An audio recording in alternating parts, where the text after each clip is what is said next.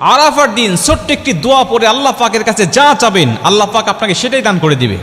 কারণ বছরের শ্রেষ্ঠ দিন হলো আরাফার দিন। এই আরাফার দিন ৩৬৫টা দিনের মধ্যে সবচেয়ে শ্রেষ্ঠ দিন।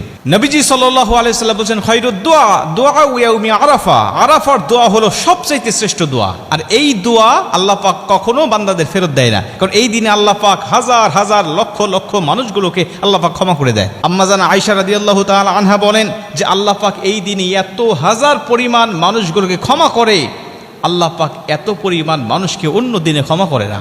শয়তান চিৎকার করে সেদিন কাঁদতে থাকে। আল্লাহ পাক ফেরেশতাদেরকে ডাক দিয়ে বলতে থাকে, দেখো মানুষেরা আমার আরাফার ময়দানে উপস্থিত হয়ে যাদের মধ্যে ভাষার কোনো মিল নাই, দেশের কোনো মিল নাই, সবাই এক কাপড়ে আবৃত হয়ে লাব্বাইক আল্লাহুম্মা লাব্বাইক বলে বলে সবাই আমার প্রশংসা করছে, আমাকে ডাকছে। আমি আল্লাহ পাক তাদের সবাইকে ক্ষমা করে দিলাম।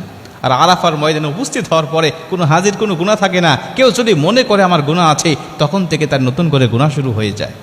প্রিয় ভাইরা আমার, আপনি ওই দিনে আল্লাহ পাকের কাছে যদি ক্ষমা চাইতে পারেন, ওই দিনে রাসূল সাল্লাল্লাহু আলাইহি ওয়াসাল্লাম একটি দোয়া পাঠ করতেন।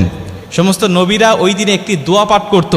ওই দোয়াটা আমরাও পাঠ করব। আমাদের যাদের তৌফিক হয়নি, আমরা যারা যাইনি সেখানে, আমরা নিজ নিজ দেশে থেকেও, নিজ নিজ এলাকায় থেকেও আমরা যদি দোয়াটা পাঠ করে আল্লাহ পাকের কাছে ক্ষমা চাইতে পারি, আল্লাহ পাকের কাছে কিছু চাইতে পারি, আল্লাহ পাক আমাদের খালি হাত ফেরত দিবে না, আল্লাহ পাক আমাদের দোয়াটাও কবুল করে নেবেন। নবীজি সাল্লাল্লাহু আলাইহি ওয়াসাল্লাম সেই দোয়াটা পাঠ করতেন, লা ইলাহা ইল্লাল্লাহু ওয়াহদাহু লা শারীকা লাহু লাহুল মুলক ওয়া লাহুল হামদ ওয়া হুয়া আলা কুল্লি শাইইন কাদির। লা ইলাহা ইল্লাল্লাহু ওয়াহদাহু লা শারীকা লাহু লাহুল মুলক ওয়া লাহুল হামদ ওয়া হুয়া আলা কুল্লি শাইইন কাদির। নবীজি সাল্লাল্লাহু আলাইহি ওয়াসাল্লাম আরাফার দিনে এই দোয়াটা বেশি বেশি পাঠ করতেন। নবীজি বলছেন, আমার আগে সমস্ত নবীরাও এই দোয়াটা বেশি বেশি পাঠ করতেন এই আরাফার দিনে। অতএব আমরা যারা যাইনি আরাফার ময়দানে, আমরা নিজ নিজ দেশে থেকেও এই দোয়াটা আমরা পাঠ করতে পারি এবং আল্লাহ পাকের কাছে দোয়া করতে পারি। এই দোয়াটা পাঠ করে আমরা নিজ নিজ ভাষায় আমাদের যা চাওয়ার দরকার, আমাদের যা পাওয়ার দরকার, আল্লাহ পাকের কাছে সেগুলো আমরা চেয়ে নিতে পারি।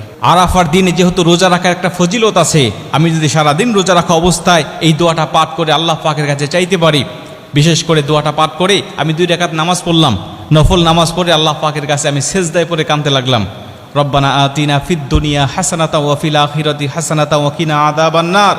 আয়াতগুলো পাঠ করে নফল নামাজ, যেহেতু আপনি যে কোনো আয়াত তেলাওয়াত করতে পারেন, বাংলা ভাষায়ও আল্লাহ পাকের কাছে চাইতে পারেন, কোনো সমস্যা নেই।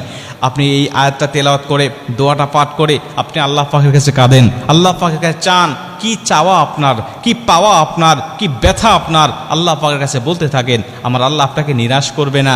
এই দিনের ফজিলতে আল্লাহ পাক অবশ্যই আপনার মনের সব চাওয়াকে পূর্ণ করে আপনার মনের দুঃখ ব্যথা বেদনাকে আল্লাহ পাক দূর করে দেবেন। কারণ এই আরাফার ময়দানের অনেক ফজিলত রয়েছে। আরাফার ময়দানে আল্লাহ রাব্বুল আলামিন অনেক নিদর্শন দিয়েছেন। এই আরাফার দিনে পবিত্র কোরআনের শেষ আয়াতটাও নাজিল হয়েছিল।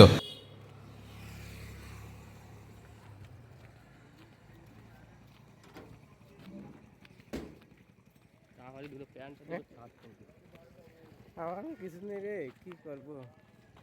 একটাই যে করতেছি, এই যে সাউন্ড চলে গেঞ্জিটা। তোমার তো যাও ভালোই আছে, আমার তো এই এক প্যান্ট। আর এই